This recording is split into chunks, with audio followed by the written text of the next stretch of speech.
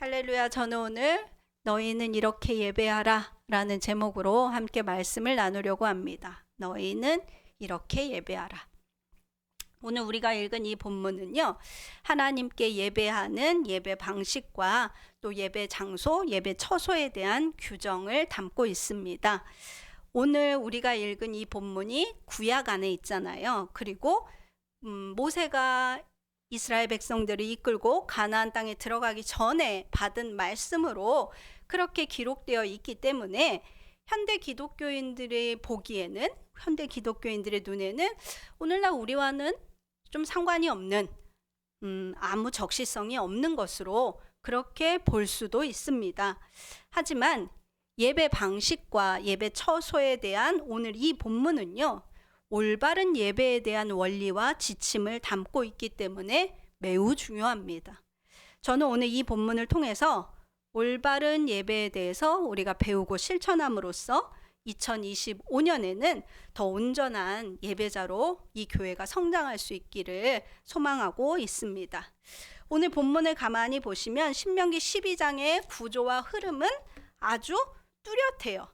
먼저 1절에 보시면 1절이 서문이에요. 12장 1절 보시면 내 조상의 하나님 여호와께서 내게 주셔서 차지하게 하신 땅에서 너희가 평생에 지켜야 할 규례와 법도가 이러하니라. 이게 서문이에요. 그 다음에 2절부터 그 규례와 법도를 제시하고 있는데 총 3부분으로 구성되어 있습니다.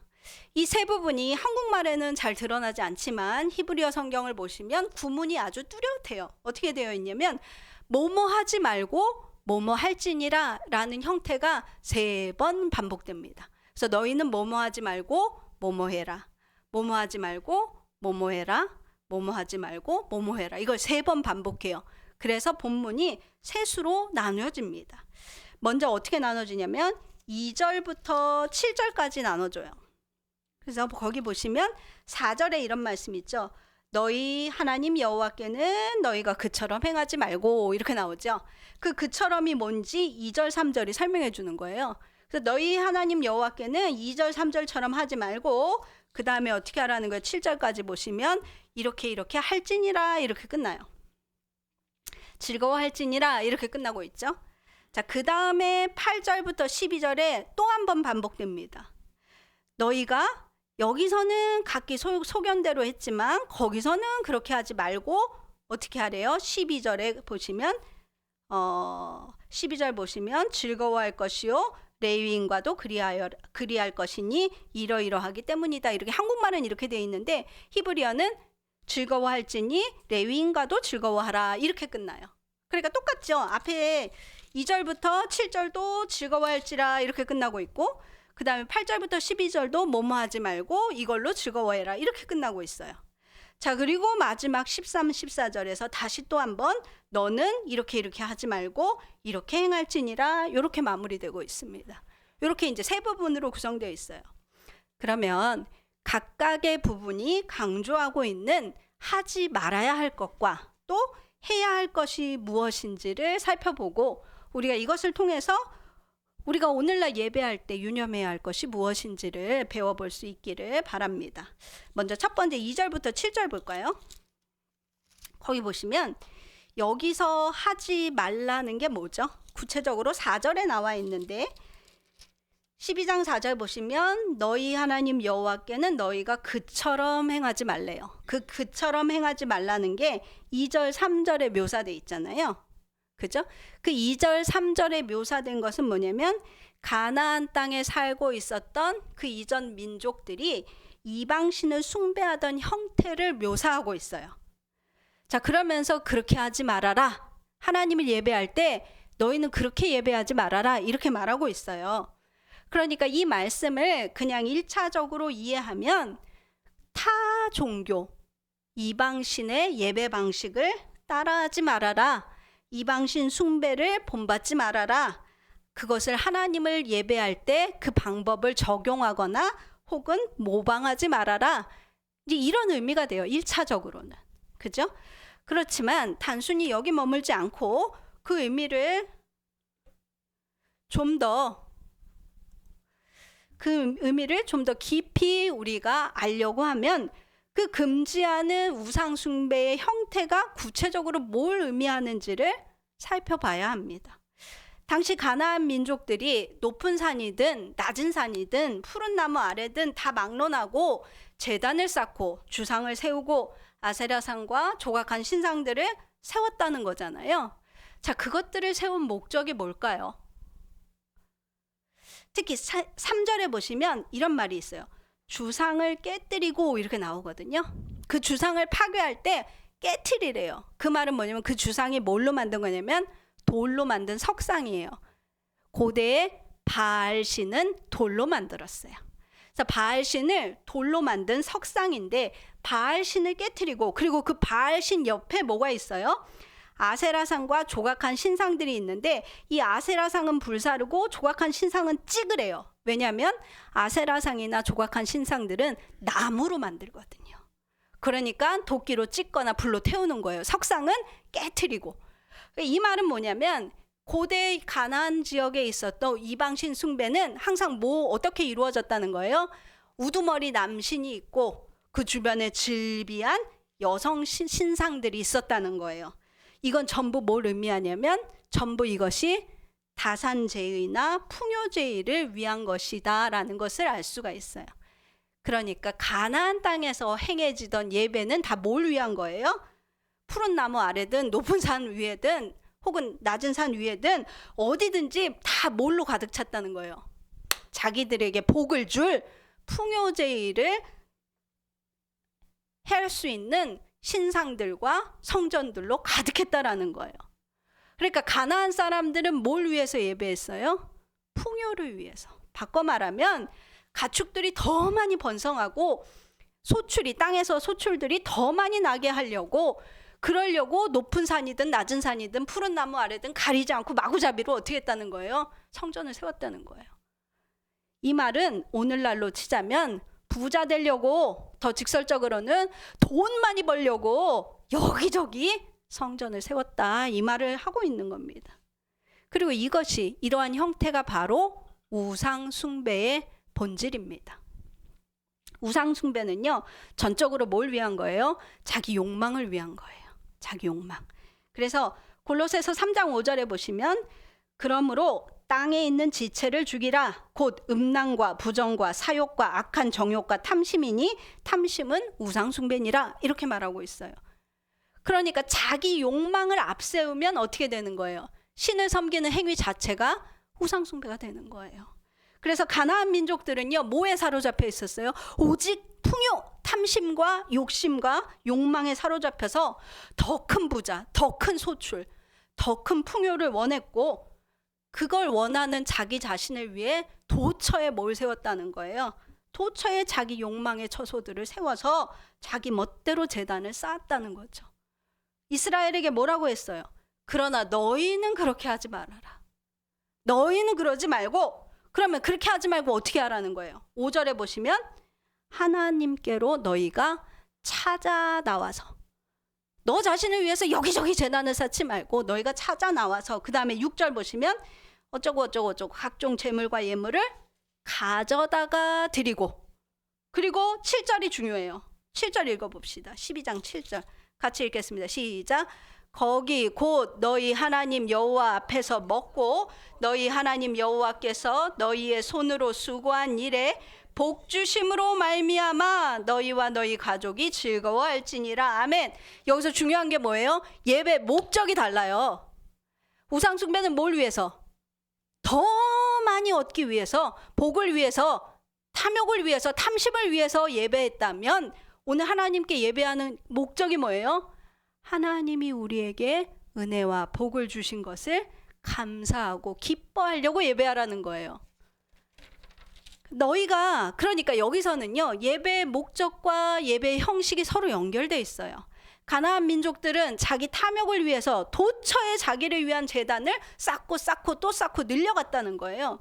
그러나 이스라엘아, 너희는 그렇게 하지 말고 오직 하나님이 너희에게 이미 복 주셨음을, 하나님이 너희에게 주신 그 복을 기뻐하고 감사하기 위해서 하나님이 택하신 곳으로 너희가 찾아 나와서 하나님 앞에 제물을 드리고 즐거워하라라는 거예요. 달라고 달라고 달라고 내놓으라고 내놓으라고 해코지하지 말고 복을 주라고 그러라고 예배드리라는 게 아니라 어떻게 하라고요? 하나님 앞에 뭐 때문에 나오라는 거예요? 한 주간 하루 동안 내게 주신 은혜를 감사해서 그 은혜를 기뻐서 나오라는 거예요. 그 은혜가 기뻐서 하나님 앞에 나와서 하나님 앞에서 즐거워하라라는 거예요. 그게 예배의 목적입니다. 그래서 여기서 드러나는 올바른 예배의 원리와 지침이 있다면 뭐겠어요? 우리 예배의 목적이 결코 우리의 욕망이나 탐욕이 돼서는 안 된다는 거예요. 예배드리는 목적이 부자 되는 거, 복 받는 거, 성공하는 것이 되어버리면 예배 자체는 그냥 수단이 됩니다. 예배는 나의 성공을 위한 수단이에요. 예배는 나의 욕망을 위한 수단이에요. 부자 되기 위한 수단이죠. 예배가 수단이 되면 철저히 나의 탐욕이라는 목적에 맞춰서 재단될 수밖에 없어요. 그러니까 다다익선이죠. 여기서 조금 저기서 조금. 그죠? 자기 만족을 가져다 줄 이 재단 저 재단을 다 끌어모아서 여기서 조금 저기서 조금 하게 되는 거예요. 그러나 그것은 우상숭배입니다. 하나님을 섬기는 것, 하나님을 예배하는 것은 그것과는 완전히 다른 문제예요. 우리는 하나님께 이미 구원을 받았고 이미 복을 받았고 이미 은혜를 받았고 그리고 끊임없이 지금도 계속해서 받고 있습니다. 아멘? 아멘. 받고 있어요. 그러므로 우리가 예배하는 것은 그 첫째가 하나님이 주신 이 모든 것에 대한 기쁨과 감사를 위한 것이 되어야 한다는 거예요. 내가 그냥 숨어서 방 안에서 기뻐하는 것이 아니라 하나님 앞에 나와서 하나님이 택하신 곳에서 하나님 앞에 나와서 다 함께 기뻐하라는 거예요. 할렐루야. 그러나 오늘날 현대 교인들 가운데 여전히 부자되고 잘 사는 게 하나님께 예배하는 첫 번째 이유가 되어서 소위 축복권 있다는 목사, 기도응답 잘 된다는 교회, 용하다는 전도사, 은사 있다는 전도사 이런 데 찾아다니시는 분들이 아직도 적지 않습니다. 그러나 이것은 다시 한번 말하지만 우상숭배입니다. 하나님을 섬기는 게 아니에요. 자기 욕망을 따라 행하는 거죠. 이것은 하나님이 받으실 수 없는 철저히 근절되어야 할 예배 형태입니다. 오늘 모든 복이 하나님께로부터 오는 것은 맞지만 우리가 그 복을 받기 위해 예배하는 것은 아닙니다. 우리는 그냥 받아요. 왜요? 하나님이 우리를 사랑하시고 구원하셨고 우리가 자녀 되었기 때문에 그냥 받는 거예요. 아멘 하세요. 아멘. 우리는 하나님이 주신 은혜와 복을 하나님 앞에서 기뻐하고 하나님 앞에서 감사하며 오직 하나님만이 그 은혜와 복을 주신 주체이심을 인정하고 세상에 선포하기 위해 예배하는 거예요. 하나님을 높이고 감사하기 위해 예배하는 거죠.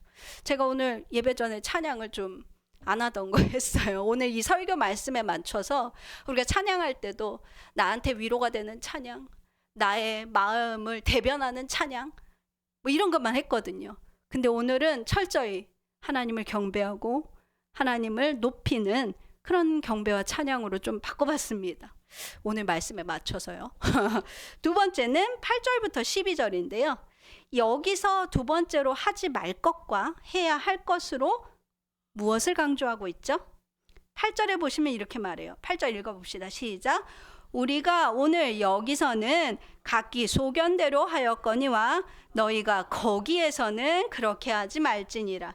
여기 보시면 여기서는 이렇게 했지만 거기서는 그렇게 하지 말래요. 여기서 말하는 여기와 거기는 장소가 아닙니다. 여기서 말하는 여기와 거기는 과정이에요. 단계라고요. 그러니까 여기는 뭐냐면 9절에 말하고 있어요. 하나님이 주시는 안식과 기업에 이르지 못했던 그 단계. 여기가 어디예요? 하나님이 주시는 안식과 기업에 이르지 못했을 때 그 단계. 바꿔 말하면 뭐냐면요. 믿음의 확신에 우리가 완전히 이르지 못하고 그 여정 중에 있었을 때. 그러니까 하나님의 구원과 그 구원에 따르는 은혜와 복을 완전히 누리고 완전히 깨닫지 못하는 소위 말하는 구도자의 믿음이 자라가는 그 여정에 있었을 때에는 그때는 어땠대요? 너희 각기 소견대로 예배해도 하나님 받아주셨다는 거예요. 그러니까 우리가 믿음이 아직 연약하고 온전히 세워지지 않았을 때에는 어느 정도 그냥 내 생각대로 내가 이렇게 하면 하나님 좋아하시겠지, 이게 하나님을 위한 길이야, 이렇게 스스로 생각해서 내 소견대로 하나님께 예배를 해도 하나님이 그것을 허용해 주셨다는 거예요. 자, 그런데 거기서는 그렇게 하면 안 된대요. 거기서는 어디냐면 하나님이 주시는 안식과 기업에 이른 후를 말해요. 바꿔 말하면 전적으로 하나님의 구원을 완전히 체험해서 내가 믿음의 확신에 이른 완전한 하나님의 자녀가 된 후에는 네 맘대로, 네 소견대로, 네 형편대로, 네 의미대로 하지 말라라는 거예요. 믿음이 장성한 이후에는, 믿음 없었을 때, 내가 새신자였을 때, 모르고 했을 때 하나님이 허용해 주셨지만, 믿음이 온전히 선 이후에는 내 맘대로, 내 소견대로 할 것이, 예배는 그런 게 아니라는 거예요. 예배는 내 소견대로 할 것이 아니에요. 그럼 어떻게 하래요? 어떻게 하라는 거예요? 11절과 12절에 어떻게 하라고 나와 있어요. 보시면 11절, 12절 읽어봅시다. 시작.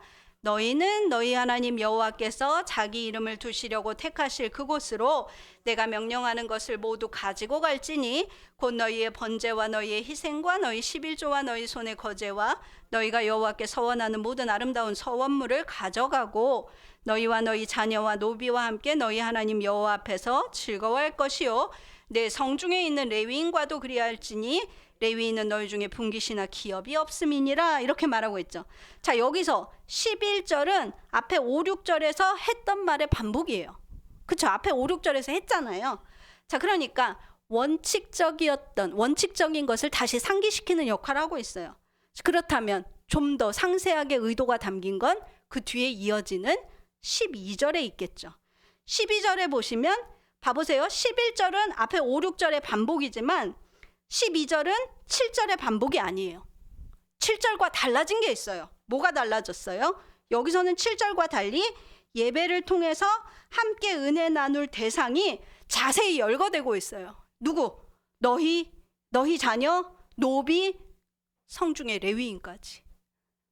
하나님께 분깃이나 기업을 받지 못한 자들 대표로 레위인이 언급되고 있어요.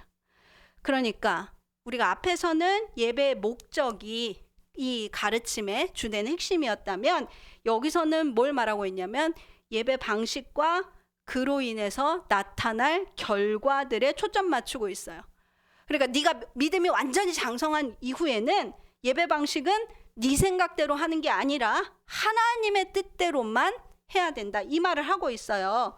자, 그러면서 이 하나님의 뜻대로, 그러니까 그러면 하나님이 뜻대로 하신다는 그 하나님의 방식이 뭔가 11절에서 아까 말한 걸 반복하고 있죠. 하나님이 택하신 곳으로 하나님이 명령하신 것을 다 가지고 나가서 드리되, 다른 건 12절이에요. 그 예배의 결과로 누구까지도, 너와 네 자녀와 네 노예들, 종들, 그리고 성중에 너와 상관없는 레위인들까지도, 바꿔 말하면 네가 속한 공동체 모두가 빠짐없이 하나님의 은혜와 복 앞에 너처럼 즐거워하고 또 똑같이 기뻐하고 감사하게 만들어라. 예배 결과가 이게 되게 하라라는 거예요. 아멘. 여러분, 그럼 여기 담긴 올바른 예배의 원리와 지침은 뭐예요? 예배와 관련된 모든 것이 하나님의 뜻대로, 하나님의 방식대로 이루어져야지 네 소견대로 돼서는 안 된다. 이게 첫 번째예요. 제가 예전에 청년 시절에 다니던 교회가 있는데 그 교회 청년부에 어떤 선배 하나가 영어를 엄청 잘했어요. 그래서 대기업에 들어가서 보니까 그 영어로 인센티브를 받더라고요. 매 분기별 토익, 토플 이걸 봐서 최고 점수를 받으면 인센티브가 나와요. 그래서 엄청 연봉이 많은데 그것 때문에 연봉이 더 많더라고요. 근데 그 선배가 그랬어요. 뭐라고 했냐면 자기는 11조를 3군데 나눠서 낸대요. 작은 미자리 교회 하나, 자기가 아는 선교단체 하나, 또 어디 하나, 그리고 선교단체 하나, 그리고 자기가 지금 다니는 교회 하나. 그래서 자기 11조를 자기가 3군데 나눠서 낸다는 거예요. 그리고 예배도 3부 예배만, 대예배만 부모님과 함께 우리 교회 본교를 참석하고 청년부 활동은 왜 안 나오세요 하니까 그 당시에 진짜 유명했던 교회가 저기 서빙구에 있는 온누리교회였거든요. 온누리교회에서 청년부 활동을 하고 있대요. 요상하다라고 생각을 했으나 딱히 뭐라고 반박을 하지 못했어요. 왜냐하면 11조도 드리고 있고 예배도 드리고 있으니까 잘하는 건가 보다. 그때는 아무것도 몰랐겠죠. 근데 지금 생각해 보면 내 소견대로 드리는 예배, 내 소견대로 드리는 제물이에요. 내 맘대로 셋으로 쪼개서 미자리 교회 하나, 선교단체 하나, 내가 다니는 교회 하나, 셋으로 나눠서 내 맘대로 드리고, 청년부 활동도 내가 원하는 교회 가서 하고 그랬다는 거예요. 그게 믿음이 과정 중에 있을 때, 새신자에 있을 때는 하나님이 그것도 허용해 주시고 그 과정도 받으시지만, 믿음이 장성한 이후에는 그렇게 하지 말라라는 거예요. 그렇게 하지 말라라는 거. 그리고 또 하나, 예배는 하나님의 은혜와 복을 기뻐하고 감사하는 거였잖아요. 그게 목적이었는데, 중요한 건 그 기뻐하고 감사하는 사람이 복받은 당사자 1인이 돼서는 안 된다는 거예요. 복받은 당사자 1인뿐만 아니라 그 당사자의 모든 가족과 이웃과 공동체 전체가 하나님 앞에 기뻐하고 감사하게 하래요. 저를 보세요, 여러분. 어떻게 그럴 수 있어요? 제가 물어볼게요. 여기서 아멘 하는 것도 좋은데 중요한 건 어떻게 그렇게 할 수 있는지를 알아야 실천할 수 있잖아요.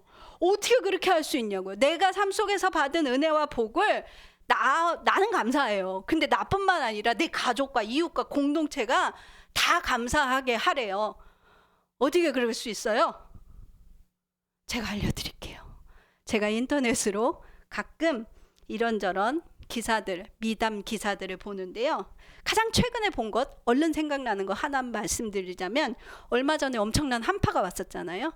그 한파에 어떤 할머니 한 분이 얇은 실내복만 입고 밖에 나와 계신 거예요. 그걸 보고 어떤 여자가 주저없이 자기 외투와 신발을 벗어서 할머니한테 입히고 신겨갖고 할머니를 이렇게 모시고 근처 편의점으로 왔어요. 그 일단 따뜻한 차를 사드리고 112에 신고를 했죠. 그게 이제 편의점 CCTV에 담겨 있어요.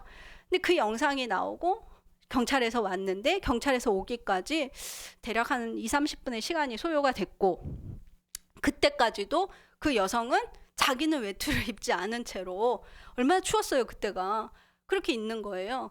그리고 나중에 이제 이 할머니가 자기 이름도 몰라, 전화번호도 몰라, 연락처도 몰라, 할머니 치매 아무것도 몰라요.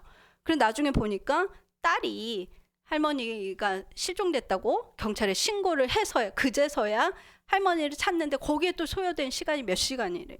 그 시간 동안 그 일면식도 없는 여자가 그 할머니 곁을 떠나지 않고 있었다는 거예요. 그 기사가 있었어요.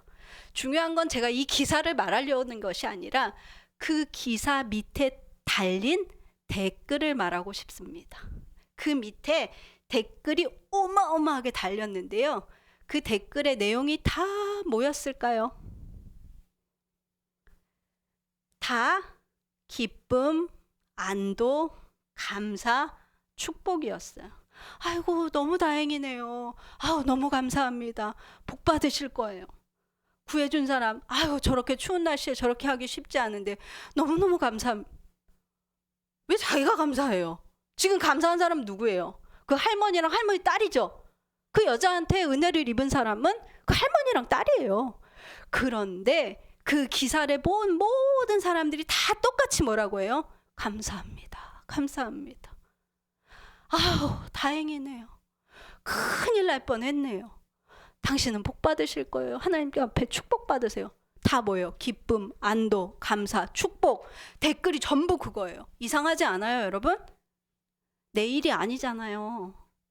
그런데 모든 사람들이 그 일에 감사해요. 누군가가 받은 은혜를 나누잖아요. 그러면 그것을 듣는 모든 사람들이 그 일로 말미암아 기뻐하고 감사합니다. 물론 오늘 본문에서 그걸 나누라는 건 물질적인 의미가 1차적인 거예요. 네가 복을 받았으니 그 복을 가족과 이웃과 레위인과도 나눠라. 그러면 그 사람이 저 사람이 부자 돼서 나까지 축복받네, 이렇게 기뻐할 수 있게 하라는 거예요. 그러나 이건 단순히 물질의 차원만 담고 있는 건 아니란 말이죠. 물질적으로도 그렇게 내가 받은 복을 나눠야겠지만 그 이외에 하나님이 내게 주신 은혜와 복은 이런 식으로도 나눠져야 한다는 거예요. 그래서 이 기쁨과 안도와 그리고 그 축복이 서로의 입에서 터져 나오고 있잖아요. 그것이 우리의 예배가 되어야 한다는 거예요.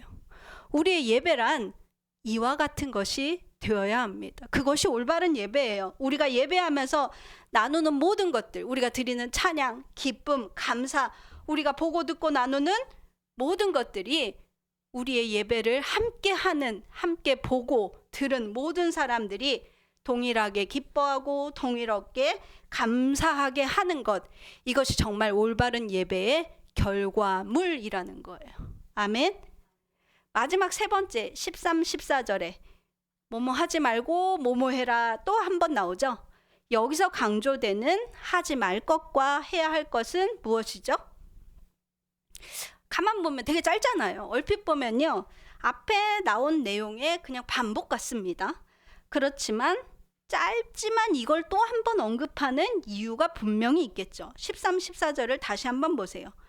너는 삼가서 내게 보이는 아무 곳에서나 번제를 드리지 말고 오직 너희의 한 지파 중에 여호와께서 택하실 그곳에서 번제를 드리고 또 내가 네게 명령하는 모든 것을 거기서 행할지니라, 이렇게 말하고 있죠. 이 구문에서, 히브리어로 보면 분명해요. 이 구문에서 아주 명확하게 대조가 되는 게 있어요. 그게 뭐냐면 바로 주체가 되는 주어입니다. 어디서 예배할지를 네가 정하는 것이 아니라 오직 하나님이 택하시고 정하신다라는 거예요.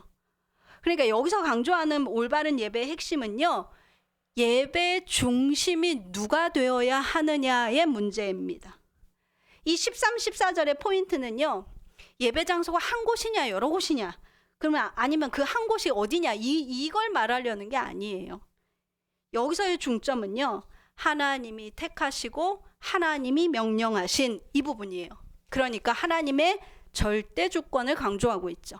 그러니까 올바른 예배는요, 네 생활 중심적이고 네 형편, 네 사정에 따른 너 중심 예배가 아니라는 거예요. 내 생활이 예배의 형태를 결정하고 내 형편과 사정이 예배의 형태와 예배 횟수와 예배 장소를 정하는 게 아니라는 거예요. 그건 누가 정해요? 하나님에 의해서 결정된다는 거예요. 그래서 오직 하나님 중심 예배가 되어야 한다. 이게 마지막 세 번째 강조점입니다. 여러분, 지금 하나님이 택하신 곳에서 하나님이 명령하신 대로 예배 드리고 계십니까? 아니면 내 생활에 맞춰서 내 형편대로 내 사정껏 내 위주로 예배하고 있습니까? 우리가 이거를 마지막에는 가장 깊이 생각해야 된다는 거예요. 뭐가 중심이 되고 있는지, 무엇이 우선이 되고 있는지, 이걸 들여다봐야 된다는 거예요. 오늘 올바른 예배의 마지막 세 번째는요, 하나님이 중심이 되고 있는 예배인지 이것을 묻고 있는 겁니다. 말씀을 맺겠습니다. 오늘 저는요, 신명기 12장 1절에서 14절의 본문을 가지고 올바른 예배에 대해서 생각해 봤습니다. 오늘 2025년에는요, 우리 교회가 저와 여러분이 드리는 예배가 더 온전하기를 소망하는 마음에서 이 말씀을 준비했습니다. 오늘 이 말씀을 생각하면서 같이 기도하겠습니다. 하나님, 2025년에는 더 온전한 순복음 하늘문 교회와 예배자가 되기 원합니다. 성령을 부어주시고 인도해 주세요라고 주님 성호 3번 부르시고 같이 기도하겠습니다. 주여, 주여, 주여.